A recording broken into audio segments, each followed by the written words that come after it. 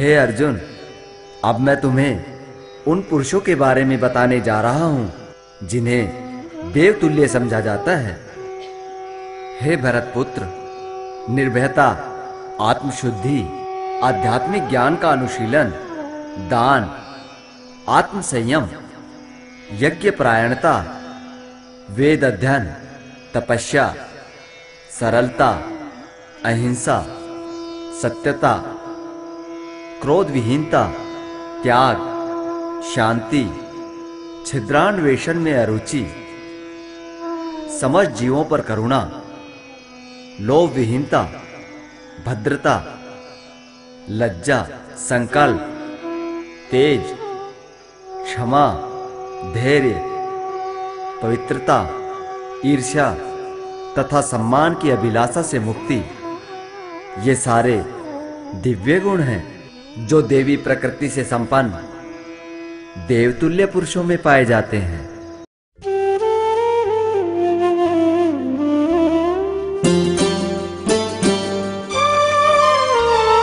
निर्भयता, आत्मशुद्धि व अहिंसा, आत्म संयम व तप और दान,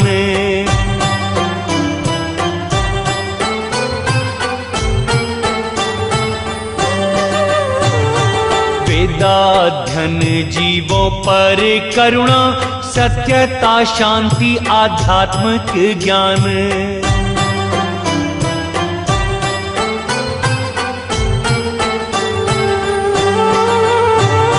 संकल्प, तेज, क्षमा, धैर्य और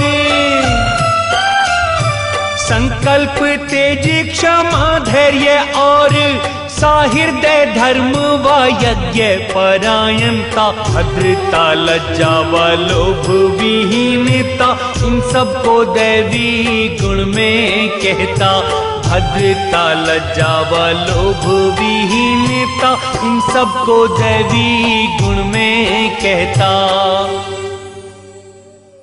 अर्जुन, जो आसुरी स्वभाव के होते हैं उनमें घमंड, अभिमान, क्रोध, कठोरता तथा अज्ञानता का वास होता है। दिव्य गुणों से मोक्ष की प्राप्ति होती है, जबकि आसुरी गुण से बंधन उत्पन्न होते हैं। परंतु हे अर्जुन, तुम्हें चिंतित होने की आवश्यकता नहीं है, क्योंकि तुम दैविक गुणों से युक्त होकर ही जन्मे हो। जैसा कि मैं तुम्हें पहले ही बता चुका हूं कि इस संसार में सृजित प्राणी दो प्रकार के होते हैं, दैवी तथा आसुरी। मैं देवी गुणों के विषय में बता चुका हूं, अब तुम आसुरी गुणों के विषय में सुनो। आसुरी गुण वाले ये नहीं जानते कि उन्हें क्या करना चाहिए और क्या नहीं। उन्हें ना तो पवित्रता का और ना ही उचित आचरण तथा सत्य का ज्ञान होता है। वे कहते हैं कि ये जगत मिथ्या है और इसका कोई आधार नहीं है। इसका नियमन किसी ईश्वर द्वारा नहीं होता। उनका कहना है कि ये काम इच्छा से उत्पन्न होता है और काम के अतिरिक्त कोई अन्य कारण नहीं है। ऐसे निष्कर्षों को सत्य मानकर आसुरी लोग, जिन्होंने आत्मज्ञान खो दिया है तथा जो बुद्धिहीन होते हैं, उसी पथ पर चलते हैं और ऐसे कार्य करते हैं जिससे संसार का विनाश होता है। कभी न संतुष्ट होने वाले काम का आश्रय लेकर गर्व के मद एवं झूठी प्रतिष्ठा में डूबे हुए आसुरी लोग इस तरह मोहग्रस्त होकर सदैव क्षणभंगुर वस्तुओं के द्वारा अपवित्र कर्म का व्रत लिए रहते हैं। उनका विश्वास है कि इंद्रियों की तुष्टि ही मानव सभ्यता की मूल आवश्यकता है। इस प्रकार मृत्यु काल तक उनको अपार चिंता होती रहती है।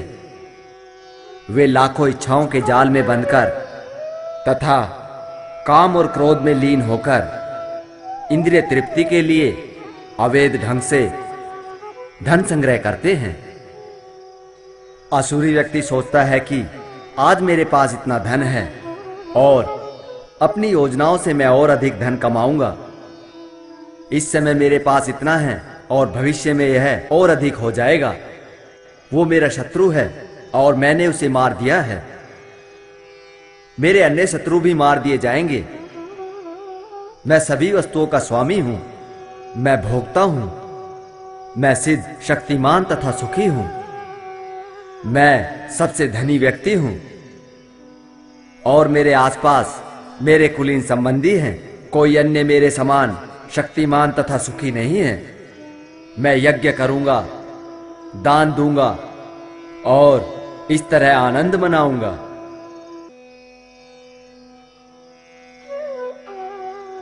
इस प्रकार ऐसे व्यक्ति अज्ञानवश मोहग्रस्त होते रहते हैं। इस प्रकार वे अनेक चिंताओं से युक्त होकर तथा मोह जाल में बंधकर इंद्रिय भोग में अत्यधिक आसक्त हो जाते हैं और नरक में गिरते हैं। अपने को श्रेष्ठ मानने वाले तथा सदैव घमंड करने वाले, संपत्ति तथा झूठी प्रतिष्ठा से मोहग्रस्त लोग किसी विधि विधान का पालन ना करते हुए कभी कभी नाम मात्र के लिए बड़े ही गर्व के साथ यज्ञ करते हैं।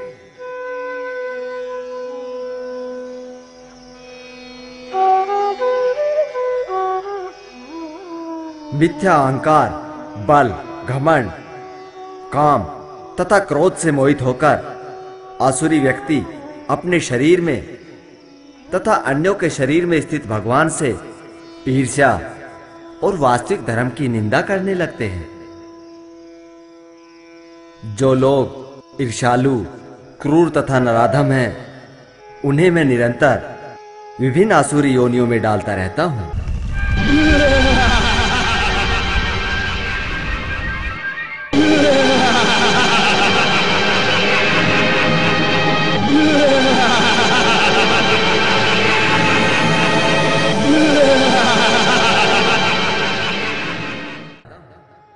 हे कुंती पुत्र, इस प्रकार बार बार आसुरी योनि में जन्म लेने के कारण वे कभी भी मुझ तक नहीं पहुंच पाते। अंततः वो अधमगति को प्राप्त होते हैं। तुम्हें मैं बताना चाहूंगा कि काम, क्रोध तथा लोभ ये तीनों नरक के द्वार हैं। प्रत्येक बुद्धिमान व्यक्ति को इनका त्याग करना चाहिए, क्योंकि इनसे आत्मा का पतन होता है। जो इन तीनों नरक द्वारों से बचकर रहता है, वो आत्म साक्षात्कार के लिए कल्याणकारी कार्य करता है। इस प्रकार वे परम गति अर्थात मुझे प्राप्त करता है। परंतु जो शास्त्रों के आदेशों की अवहेलना करता है और अपनी मनमानी करता है, उसे ना तो सिद्धि मिलती है, ना सुख और ना ही वो परम गति को प्राप्त करता है। अतएव मनुष्य को यह जानना चाहिए कि शास्त्रों के विधान के अनुसार क्या कर्तव्य है और क्या अकर्तव्य है। उसे ऐसे विधि विधानों को जानकर कर्म करना चाहिए, जिससे वो कर्मशः ऊपर उठ सके।